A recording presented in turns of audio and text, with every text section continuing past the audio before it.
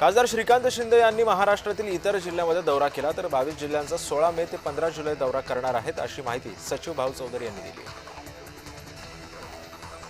महाराष्ट्र नवनिर्माण सेनेच्या राजगड कार्यालयाचं डोंबिवलीच्या पाथर्ली इथं उद्घाटन करण्यात आलं। मनसे नेते आणि माजी आमदार राजूदादा पाटील यांच्या हस्ते हे उद्घाटन करण्यात आलं। सांगलीमधील अंबाबाई तालीम संस्थेचे अध्यक्ष संजय भोकरे यांच्या हत्येच्या कटाचा मुळापर्यंत जाऊन पोलिसांनी तपास करावा अशी मागणी आमदार गोपीचंद पडळकरांनी केली आहे। तसंच याबाबत मुख्यमंत्र्यांना भेटून निवेदन देणार असल्याची सुद्धा माहिती पडळकरांनी दिली। उपमुख्यमंत्री एकनाथ शिंदे यांनी तापोळा ते अहिर पुलाची पाहणी केली आणि समाधान व्यक्त केलं। या पुलाचं 95% काम पूर्ण झालं। महिनाभरामध्ये वाहनांसाठी पूल चालू होईल असंही शिंदेंनी म्हटलं। पुढील 1 वर्ष सोनं खरेदी करू नका, पेट्रोल डिझेलचा वापर जपून करा असं आवाहन पंतप्रधान नरेंद्र मोदींनी केलं।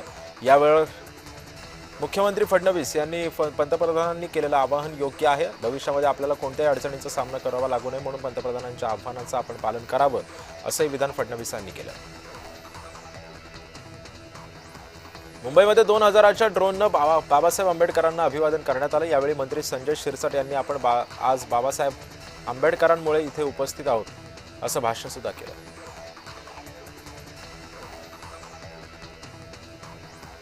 या ड्रोन शोची नक्कीच कुठल्या तरी रेकॉर्ड बुकमध्ये नोंद होईल। बाबासाहेबांनी जगाला समान न्याय, दया, शांती आणि हा विचार दिला। आज मुंबई भाजपचे अध्यक्ष अमित साटम यांनी हे विधान केलं।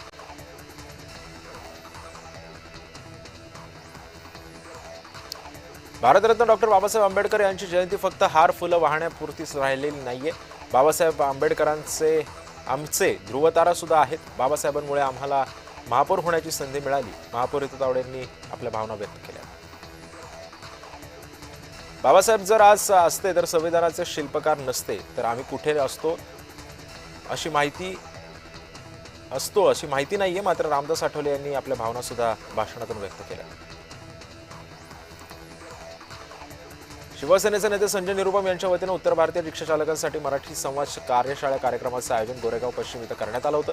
सदर कार्यक्रमामध्ये उत्तर भारतीय रिक्षा चालक बांधव मोठ्या संख्येने उपस्थित होते। खासदार सुप्रिया सुळे यांच्या गाडीला गुजरातमधल्या एका गाडीनं टक्कर दिली।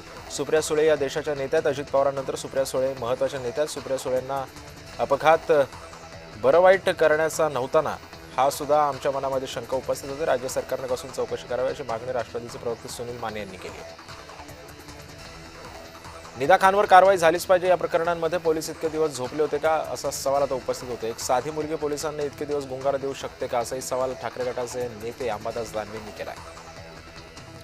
रुपाली चाकणकर चौकशीसाठी इतकं उशिरा का आल्या याची सुद्धा चौकशी झाली पाहिजे। खरात प्रकरणामध्ये जे दोषी असतील त्या सर्वांची चौकशी झाली पाहिजे अशी मागणी ठाकरे गटाचे नेते अंबादास दानवेंनी केली।